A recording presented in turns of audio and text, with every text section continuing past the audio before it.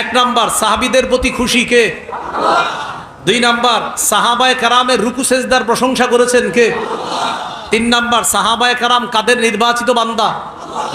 চার নাম্বার সাহাবায়ে কেরাম গোটা উম্মতের মধ্যে শ্রেষ্ঠ উম্মত, এই কথা কোরআনে বলেছেন কে? পাঁচ নাম্বার এই উম্মতের নিরাপত্তা স্বরূপ কারা? ছয় নাম্বার এই উম্মতের জন্য কল্যাণ কারা? এই তো মাশাআল্লাহ আপনাদের মনে আছে, এই উম্মতের জন্য কল্যাণ কারা বলেন? হ্যাঁ, এই 6 নাম্বার ছিল এটা, এই উম্মতের জন্য কল্যাণ সাহাবারা। 7 নাম্বার সাহাবীদের মর্যাদা রক্ষা করার আদেশ করেছেন নবী, এটা 7 নাম্বার। 8 নাম্বার সাহাবীদেরকে গালি দেওয়া হারাম, এখানে আমরা 8টা দৃষ্টান্ত বলেছিলাম, লম্বা আলোচনা। 9 নাম্বার সাহাবীদের মধ্যে একজন সাহাবী, তার নাম আমিরে মুআবিয়া, তার সন্তানের অন্যায় কর্মকাণ্ডের কারণে বাবা মুআবিয়া রাদিয়াল্লাহু তাআলা আনহুকে অনেকে নিশানা বানায়। এই অংশে আমরা ভুলটা করব না। হুসাইন রাদিয়াল্লাহু তাআলা আনহুর শহীদ, তার শাহাদাত, এটা আমাদেরকে কষ্ট দেয়, আমাদের হৃদয়ে রক্তক্ষরণ হয় তার শাহাদাতে। তার শাহাদাতকে কেন্দ্র করে ইয়াজিদ যে অন্যায় করেছে, কোনো সন্দেহ নাই ইয়াজিদ অন্যায় করেছে। ইয়াজিদের জুলুম নিয়ে অবশ্যই আলোচনা হওয়া দরকার, ওবায়দুল্লাহ বিন জিয়াদের আলোচনা নিয়ে আলোচনা দরকার, শিমারের জুলুম নিয়ে আলোচনা দরকার। তো এটা কেন্দ্র করে ইয়াজিদের বাবা নবীর জলিল কদর সাহাবী মুআবিয়া রাদিয়াল্লাহু তাআলা আনহুকে আমরা নিশানা বানাবো না, তাকে আমরা সমালোচনার লক্ষ্যবস্তু বানাবো না, আমরা কোন সাহাবীর সমালোচনা করব না। কারণ নবী বলেন মা বালাগা মুদ্দা আহাদিহিম ওয়ালা নাসিফা, আমার সাহাবীদের এক মুদ পরিমাণ, সামান্য একটু পরিমাণ দান করার যেই সওয়াবটা আছে, তোমরা উহুদ পাহাড় পরিমাণ স্বর্ণ দান করেও আমার সাহাবীর ওই সামান্য পরিমাণ সওয়াবের কাছেও বুঝতে পারবে না। সামান্য একটু। তাহলে লা তাসুব্বু আসহাবি, সাহাবীদেরকে গালি দিও না। সোজা কথা ভাই, সাহাবীদেরকে নবী গালি দিতে নিষেধ করছে, বাস, এরপরে তার কোনো কথাই থাকে না, সাহাবীদেরকে গালি দেওয়া নিষেধ। 3 নাম্বার দৃষ্টান্ত, এটা আমার সাথে একটু বললে মনে থাকবে, বলেন। নবীজির সাথে সাহাবায়ে কেরামের আমল ছাড়া সামান্য অবস্থান, মানে আমল ছাড়া অবস্থান মানে আমি আপনার পাশে বসে রয়েছি, কোনো আমল করতেছি না, এমনি বসে রয়েছি।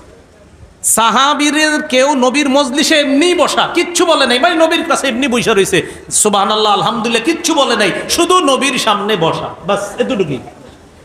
আব্দুল্লাহ ইবনে আব্বাস রাদিয়াল্লাহু তাআলা আনহুমার বর্ণনা, তাখরিজু শরহিত তাহায়া 693 নম্বর হাদিসের মধ্যে তিনি বলেন লা তাসুব্বু আসহাবা মুহাম্মাদিন সাল্লাল্লাহু আলাইহি ওয়াসাল্লাম, তোমরা মুহাম্মদ সাল্লাল্লাহু আলাইহি সাল্লামের সাহাবীদেরকে গালি দিও না। শোনো, ওয়াল্লাহ, আল্লাহর কসম, লামকামু আহাদিহিম মাআহু সাআতান, ইয়ানি মা'আন নবী সাল্লাল্লাহু আলাইহি ওয়াসাল্লাম খায়রুম মিন আমালি আহাদিকুম 40 সানা। নবীর সাহাবী নবীর কাছে বসা, এমনি বসা রয়েছে, কোনো ইবাদত বন্দেগী কিচ্ছু করে না, এমনি বসা।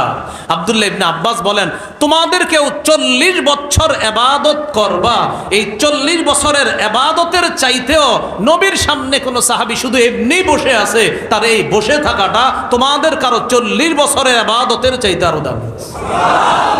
কার সমালোচনা করতেছেন আপনি? কার সমালোচনা করেন? এমনি বসে রয়েছে নবীর বাস, আপনি কার সমালোচনা করবেন? খুব সতর্ক। এগুলো 3 নাম্বার দৃষ্টান্ত। 4 নাম্বার দৃষ্টান্ত, এটা তো আরো গুরুত্বপূর্ণ কথা। ইবনে মাজাহ 162 নম্বর হাদিস, আব্দুল্লাহ ইবনে ওমর রাদিয়াল্লাহু তাআলা আনহুমা কি বলে দেখেন, লা তাসুব্বু আসহাবা মুহাম্মাদিন সাল্লাল্লাহু আলাইহি ওয়াসাল্লাম, তোমরা মুহাম্মদ সাল্লাল্লাহু আলাইহি সাল্লামের সাহাবীদেরকে গালি দিও না। ওলামায়ে হযরত বুঝে ফেলবে, আরবি বলার সাথে সাথে আপনারাও শুনেন কি বলে। লামকামু আহাদিহিম মা'আন নবী সাল্লাল্লাহু আলাইহি ওয়াসাল্লাম খায়রুম মিন আমালি আহাদিকুম উমরাহ। কি বলে দেখেন, তোমাদের কেউ সারা জীবন ইবাদত করবা, এই সারা জীবন ইবাদত করলে যেই সওয়াব, নবীর সাথে একজন সাহাবী শুধু এমনি বসে রইছে, তোমার সারা জীবনের ইবাদতের চাইতে ওই সাহাবীর নবীর সাথে সামান্য সান্নিধ্য আল্লাহর কাছে আরো দামি। সুবহানাল্লাহ, সমালোচনা করব। 5 নাম্বার দৃষ্টান্তটা দেই, আর একটু আমরা বয়স পাই আর কত, 60 70, নূহ নবী 1000-এর উপরে বয়স, তো এটা একটু শোনেন, এই হাদিসটা আরো সহিহ ইবনে হিব্বান হাদিসের কিতাব ৭২৫৬ নম্বর হাদিস। এই হাদিসটি মন দিয়ে শুনেন। রাসূলুল্লাহ সাল্লাল্লাহু আলাইহি সাল্লামের এক সাহাবী, তার নাম মুগীরা ইবনে শুবা রাদিয়াল্লাহু তাআলা, তিনি কুফার এক মসজিদে বসা। নাম কি? মুগীরা ইবনে শুবা। হাদিসটি আবু দাউদের মধ্যে আছে, ৪৬৫০ নম্বর হাদিস, ৪৬৫০ ৪৬৫০ নম্বর হাদিস আবু দাউদের। যিনি বর্ণনাকারী তার নামটা আমি বলি, যদি মনে রাখতে পারেন আল্লাহ মনে রাখার তৌফিক দান করেন। রিয়াহ ইবনুল হারিস, রিয়াহ ইবনুল হারিস তিনি বর্ণনা করেন, কুনতু কাঈদান ইনদা ফুলানিন ফি মসজিদিল কুফা, আমি কুফার মসজিদে অমুকের কাছে, অমুকের কাছে মানে মুগীরা ইবনে শুবা রাদিয়াল্লাহু তাআলা আনহুর কাছে বসা। ফাজাআ সাঈদ ইবনু যায়েদ ইবনি আমর ইবনি নুফাইল, ইতিমধ্যে মুগীরা ইবনে শুবা রাদিয়াল্লাহু তাআলা আনহুর কাছে রাসূল সাল্লাল্লাহু আলাইহি সাল্লামের অপর আরেকজন সাহাবী আসছে, তার নাম সাঈদ ইবনে যায়েদ। মুগীরা ইবনে শুবা রাদিয়াল্লাহু তাআলা আন কুফার মসজিদে বসা, ইতিমধ্যে তার কাছে আরেকজন সাহাবী আসছে, তার নাম সাঈদ ইবনে যায়েদ। তো মুগীরা ইবনে শুবা তার সামনে কুফাবাসীও বসা। ইতিমধ্যে ফাজাআ রাজুলুম মিন আহলিল কুফা, কুফার এক লোক আসছে কোথায়? ওই মুগীরা ইবনে শুবা রাদিয়াল্লাহু তাআলা আনহুর কাছে। মুগীরা ইবনে শুবা রাদিয়াল্লাহু তাআলা আনহু খাটের উপরে, তার পায়ের কাছে বসছে আরেক সাহাবী, তার নাম সাঈদ ইবনে যায়েদ। তো ওই মুহূর্তে কুফার আরেক ব্যক্তি আসছে মসজিদের মধ্যে। আসার পর ফাসাব্বা ওয়া সাব্বা, একটু নাউজুবিল্লাহ পড়েন। এই ব্যক্তি আসার পর গালি দেওয়া শুরু করছে। কুফার এক ব্যক্তি আসছে, আসার পর গালি দেওয়া শুরু করছে। তো নবীর এক সাহাবীর সামনে যখন কুফার লোকটা গালি দিল, খুব বুঝেন, মুগীরা ইবনে শুবা রাদিয়াল্লাহু তাআলা আনহু আর সাঈদ ইবনে যায়েদ দুই সাহাবী একসাথে আছে। তাদের সামনে আইসা আরেক ব্যক্তি আইসা গালি দেওয়া শুরু করছে। তো সাঈদ ইবনে যায়েদ মুগীরা ইবনে শুবা রাদিয়াল্লাহু তাআলা আনহুকে জিজ্ঞাসা করলেন, মাইয়া সুব্বু, এই লোক কাকে গালি দেয়? তো তিনি জবাব দিলেন, ইয়া সুব্বু আলিয়া, তিনি আলী রাদিয়াল্লাহু তাআলা আনহুকে গালি দেয়। জোরে বলি নাউজুবিল্লাহ। কুফার লোকটা কাকে গালি দেয় ভাই? আলী রাদিয়াল্লাহু তাআলা। তো এই কথা শোনার পর সাঈদ ইবনে যায়েদ বললেন, আলা আরা আসহাব রাসূলিল্লাহি সাল্লাল্লাহু আলাইহি ওয়াসাল্লাম ইউসাব্বুনা ইনদাকা আফালা তুনকিরু ওয়ালা তুগাইর, আপনার সামনে নবীর সাহাবীকে গালি দেয়, আপনি কিছু বলেন না কেন? এক সাহাবী আরেক সাহাবীকে বলতেছে, আপনার সামনে নবীর সাহাবী হযরত আলীকে গালি দেওয়া হচ্ছে, আপনি কিছু বলেন না? এই কথা বলার পর সাঈদ ইবনে যায়েদ বলেন, আমি আল্লাহ রাসূলকে বলতে শুনেছি, আবু বকরিন ফিল জান্নাহ ওয়া উমারু ফিল জান্নাহ ওয়া উসমানু ফিল জান্নাহ ওয়া আলিয়ুন ফিল জান্নাহ। সুবহানাল্লাহ। 10 জন সাহাবীর নাম বলে ফেলছে। নবীজি বলছেন আবু বকর জান্নাতি, ওমর জান্নাতে, উসমান জান্নাতে, আলী জান্নাতে। আর এই লোক হযরত আলীকে গালি দিতেছে, নাউজুবিল্লাহ। নবীর সাহাবীকে কিভাবে গালি দেয়? এবার সর্বশেষ কি বলে দেখেন, শুনেন। লামাশহাদু রাজুলিম মিনহুম মা'আন নবী সাল্লাল্লাহু আলাইহি ওয়াসাল্লাম ইয়াগবারু ওয়াজহুহু। এই হাদিসটি বুঝতে হবে, এই অংশটা সবাই একটু আমার দিকে তাকান, এই অংশটা বুঝতে হবে। নবীর সাহাবী নবীর সামনে আছে, নবী রাগ করছে সাহাবীর উপর। তাহলে বলেন তো সাহাবীর উপস্থিতিটা এটা কি অবস্থায়? রাগ অবস্থায়। বলেন কি অবস্থায়? সাঈদ ইবনে যায়েদ বলেন, নবীর কোন একজন সাহাবী নবীর কাছে উপস্থিত হয়েছে এমন অবস্থায় যে ইয়াকবারু ওয়াজহুহু, নবী রাগান্বিত অবস্থায় আছে। তো তিনি বলেন, নবী রাগের অবস্থায় তার কোন সাহাবী নবীর সামনে উপস্থিত থাইকা যেই ফজিলত অর্জন করে, সাহাবী নবীর সামনে উপস্থিত এমন অবস্থায় যে নবী রেগে আছে, কয় রেগে থাকা অবস্থায়ও নবীর কোন সাহাবী নবীর সামনে উপস্থিত থাকা খায়রুম মিন আমালি আহাদিকুম উমরা ওয়ালাউ উম্মিরা উমার নূহ। তোমাদের কেউ যদি নূহ নবীর হায়াত পাও, এই নূহ নবীর হায়াত পেয়ে যদি এই পরিমাণ আমল করো, নবীর কোন সাহাবী নবীর সামনে রাগান্বিত অবস্থায় যদি নবীর সামনে থাকে, তবু ওই উপস্থিতির যেই মর্যাদা তোমাদের কেউ নূহ নবীর হায়াত পেয়েও যদি আমল করো, এই আমল করেও নবীর এক সাহাবীর শুধু উপস্থিতির সমপর্যায়ে যেতে পারবে না। হাদিসটি আপনারা বুঝছেন? সাহাবী যে নবীর সামনে আছে, সান্নিধ্যটা কি? নবীজি কি হাসতেছে না রাগান্বিত অবস্থায়? এই রাগের অবস্থায় নবীর কোন সাহাবী নবীর সামনে আসে, এই অবস্থায় থাকাটাও যে কত ফজিলত সাহাবীর জন্য। তোমরা যদি নূহ নবীর জীবন পাও, এই জীবন পেয়েও যদি খালি আমল করো, তাও তোমাদের এই সারা জীবনের আমলের চাইতে ওই রাগের মুহূর্তে নবীর সামনে কোনো সাহাবীর উপস্থিত থাকা এটা আরো দামি। রাগের অবস্থায় আছে, বুঝছেন? হাদিসটা কি বলছে? রাগের অবস্থায় তো খুশি অবস্থায় থাকবে। নবী তার সাহাবীর সাথে রাগ করছে, হ্যাঁ তুমি এরকম করো ওরকম করো, মনে রাগ করছে মনে করেন। কয় রাগের সময়ও সাহাবী নবীর সামনে আছে, মিয়া তোমরা যদি নূহ নবীর হায়াত পাও, তাও যদি আমল করো, ওই রাগের অবস্থায় সান্নিধ্যটার যে মর্যাদা, সেই মর্যাদা বুঝতে পারবো। কিভাবে সমালোচনা করি বলেন? আল্লাহ আমাদেরকে হেফাজত করেন। এই গেল আপনার 5 নাম্বার দৃষ্টান্ত গেল। তাহলে আমরা নবীর সাহাবীদেরকে গালি দিব না, ঠিক আছে না? ইনশাআল্লাহ আমরা কখনো তাদেরকে গালি দিব না। দৃষ্টান্ত নাম্বার 6, আয়েশা সিদ্দিকা রাদিয়াল্লাহু তাআলা আনহার বর্ণনা, মুসলিম শরীফের 3022 নম্বর হাদিস। আয়েশা রাদিয়াল্লাহু তাআলা আনহা তার ভাগিনাকে ডাক দিয়ে বলতেছে, ভাগিনা একটু শোনো, তোমার সাথে কথা আছে। ইয়াবনা উখতি উমিরু আই ইস্তাগফিরু লিআসহাবি রাসূলিল্লাহি সাল্লাল্লাহু আলাইহি ওয়াসাল্লাম ফাসাব্বুহুম। ভাগিনা, দুঃখের কথা, মানুষকে আদেশ করা হয়েছে তারা যেন সাহাবীদের জন্য আল্লাহর কাছে বেশি ক্ষমা চায়। ভাগিনা, দুঃখের কথা শোনো, মানুষকে আদেশ করা হয়েছে মানুষ যেন সাহাবীদের জন্য আল্লাহর কাছে বেশি বেশি ক্ষমা চায়। এটা না করে মানুষ সাহাবীদেরকে গালি দেয়। মানুষ কেন এমন শুরু করছে? আয়েশা রাদিয়াল্লাহু তাআলা আনহা বলেন, মানুষকে আদেশ করা হয়েছে তারা যেন সাহাবীদের জন্য ক্ষমা প্রার্থনা করে, এটা না করে তারা সাহাবীদেরকে গালি দেয়। আম্মাজান আয়েশা রাদিয়াল্লাহু তাআলা আনহা এই বক্তব্য যে তারা সাহাবীদের জন্য ক্ষমা প্রার্থনার পরিবর্তে তারা সাহাবীদেরকে গালি দেয়। আল্লাহ আমাদেরকে হেফাজত করেন, আল্লাহ আমাদেরকে হেফাজত করেন। তাহলে বলেন, সাহাবীদেরকে কি কখনো আমরা গালি দিব? বলেও সাহাবায়ে কেরামকে গালি দিব না, ঠিক আছে না? ইনশাআল্লাহ। খতিব সাহেবরা প্রত্যেক জুমার মধ্যে খুতবার দ্বিতীয় খুতবায় দেখবেন পরে, প্রত্যেক জুমার দ্বিতীয় খুতবায় খতিব সাহেবরা পড়ে, আল্লাহ আল্লাহ ফি আসহাবি। সাবধান সাবধান, আমার সাহাবীদের ব্যাপারে তোমরা আল্লাহকে ভয় করো। সাবধান, আমার সাহাবীদের ব্যাপারে তোমরা আল্লাহকে ভয় করো। লা তাত্তাখিজুহুম গরাদাম মিন বাদি। আমার পরে আমার সাহাবীদেরকে তোমরা সমালোচনার লক্ষ্যবস্তু বানাইবা না, নিশানা বানাইবা না। ফামান আহাব্বাহুম ফাবিবুগদি আবগাদাহুম। আমার সাহাবীদেরকে কেউ যদি মহব্বত করে, ফামান আহাব্বাহুম ফাবিহুব্বি আহাব্বাহুম। কেউ যদি আমার সাহাবীদেরকে ভালোবাসে, তারা কেমন যেন আমি নবীকে ভালোবাসার কারণেই সাহাবীদেরকে ভালোবাসে। আচ্ছা, এটা একটু বুঝেন এই জায়গাটা। সবাই বলেন একসাথে, বলেন আমরা সাহাবীদেরকে ভালোবাসি। বলেন নবী বলে, তার মানি তোমরা আমাকে ভালোবাসো। এই যে আমরা বললাম সাহাবীকে ভালোবাসি, নবী বলেন আচ্ছা আচ্ছা সাহাবীদেরকে ভালোবাসো, হ্যাঁ তার মানে আমাকে ভালোবাসো বলেই আমার সাহাবীদেরকে ভালোবাসো।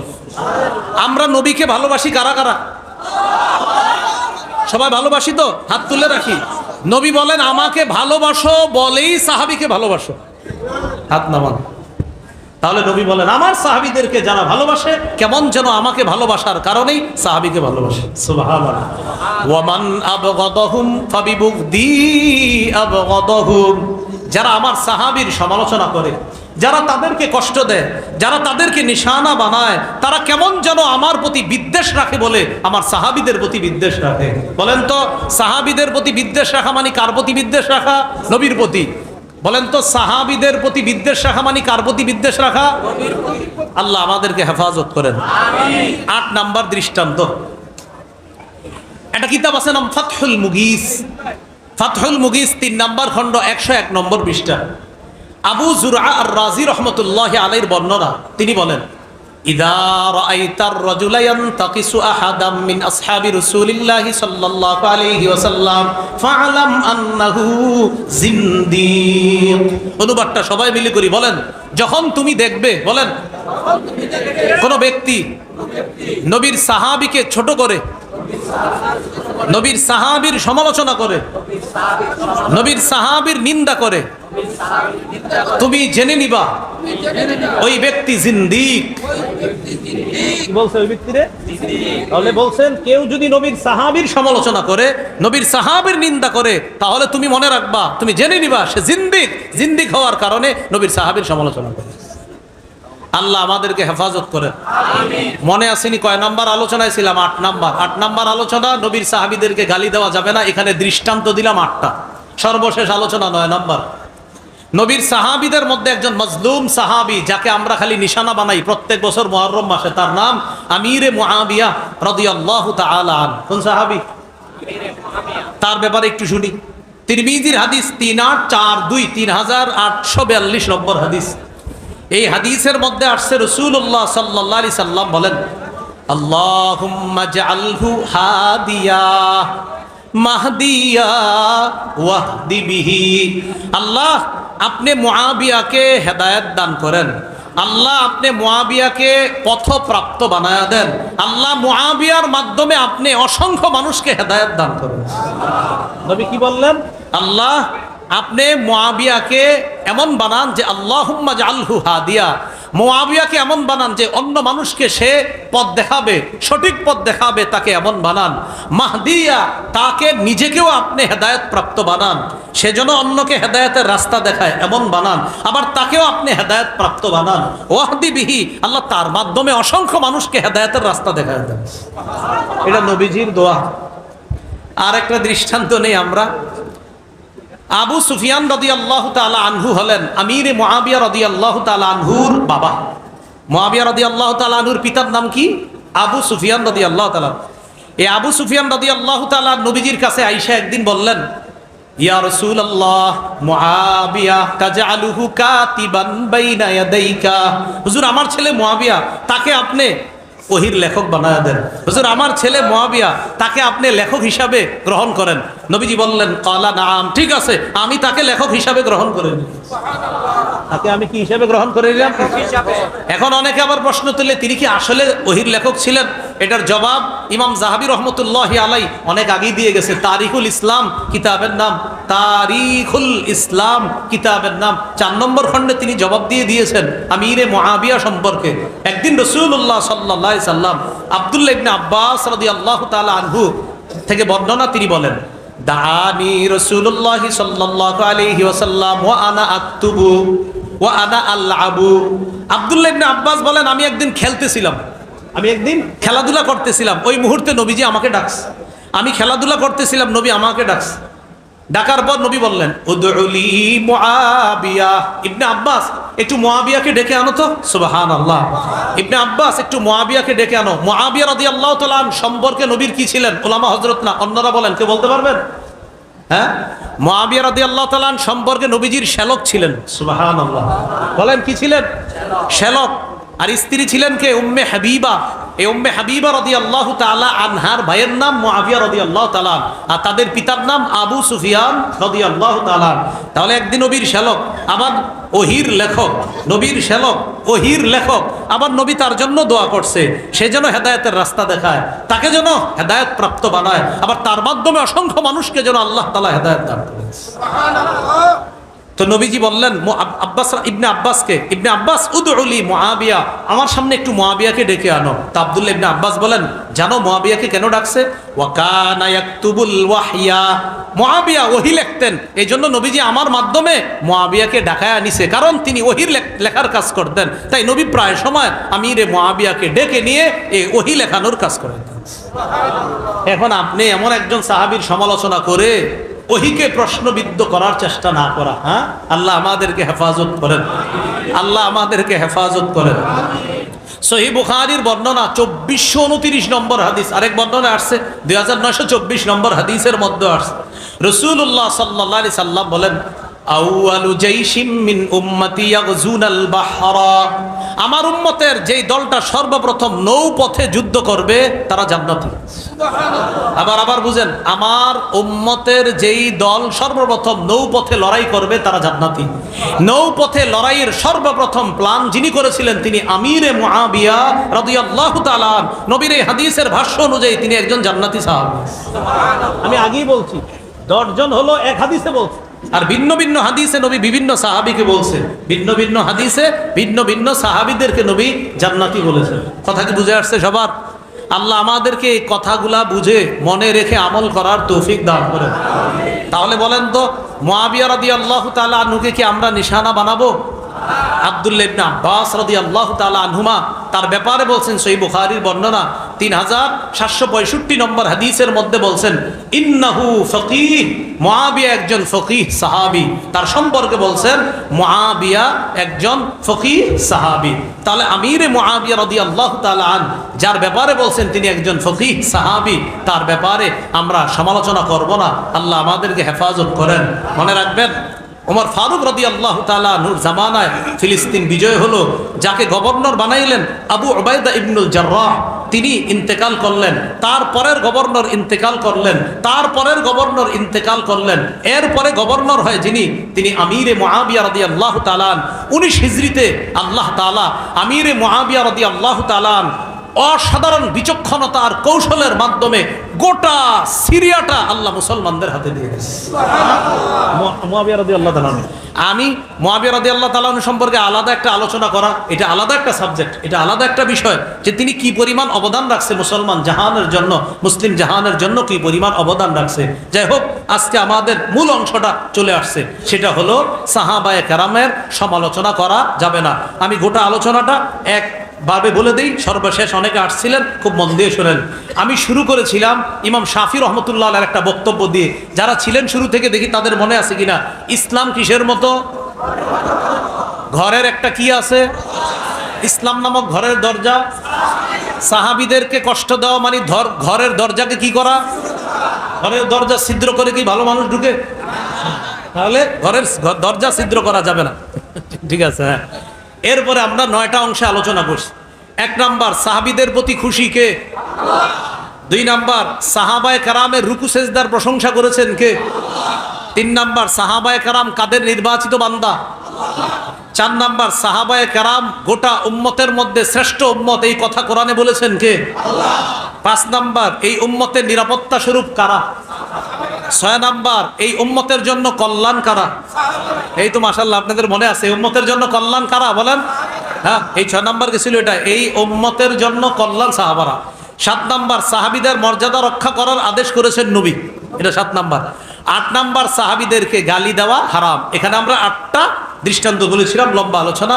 9 নাম্বার, সাহাবীদের মধ্যে একজন সাহাবী, তার নাম আমিরে মুআবিয়া, তার সন্তানের অন্যায় কর্মকাণ্ডের কারণে বাবা মুআবিয়া রাদিয়াল্লাহু তাআলা আনহুকে অনেকে নিশানা বানায়। এই অংশে আমরা ভুলটা করব না।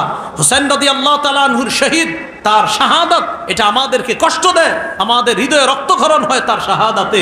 তার শাহাদাতকে কেন্দ্র করে ইয়াজিদ যে অন্যায় করেছে, কোনো সন্দেহ নাই ইয়াজিদ অন্যায় করেছে।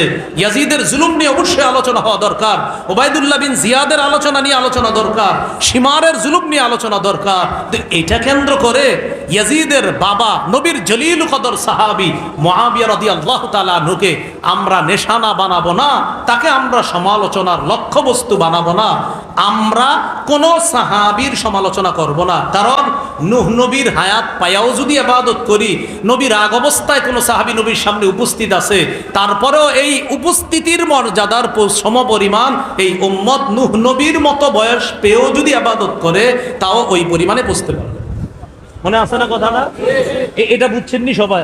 এটা খালি একটু মনে রাখবেন, এখন থেকে বুঝাইবেন এমনি। ভাই শোনো, মনে করো নবীর সামনে এক সাহাবী দাঁড়ায় রয়েছে, আর নবীজি তার উপর অসন্তুষ্ট, মানে একটু রাগ করছে সাহাবীর প্রতি। এই যে রাগ অবস্থায় নবীর সামনে সাহাবী দাঁড়ায় রয়েছে, এই অবস্থানটাও এত মর্যাদার। তুমি যদি নূহ নবীর হায়াত পায়া সারা জীবন ইবাদত করি, আমাদের সারা জীবনের ইবাদতের চাইতেও নবীর আগের অবস্থায় যে সাহাবী তার সামনে দাঁড়ানো, এই সান্নিধ্যের সমপরিমাণ বুঝতে পারবো না। এই দৃষ্টান্তটা মনে থাকবেন ইনশাআল্লাহ। আল্লাহ আমাদের সকলকে যে কথাগুলো বললাম শুনলাম, সাহাবায়ে কেরামের অংশটা মর্যাদা, মুহররম মাস আসলে তাদের মর্যাদা আমরা ক্ষুণ্ণ করব না, তাদের মর্যাদা আমরা রক্ষা করব। উস্তাদে মোহতারাম আলোচনা করবেন, এরপর হযরত মাওলানা হাফিজুর রহমান সিদ্দিকী সাহেব আলোচনা করবেন। আমরা খুব সুন্দরভাবে জমে জমে বসে যাই। আল্লাহ তাআলা আমাদের সকলকে যে কথাগুলো শুনলাম বললাম আমল করার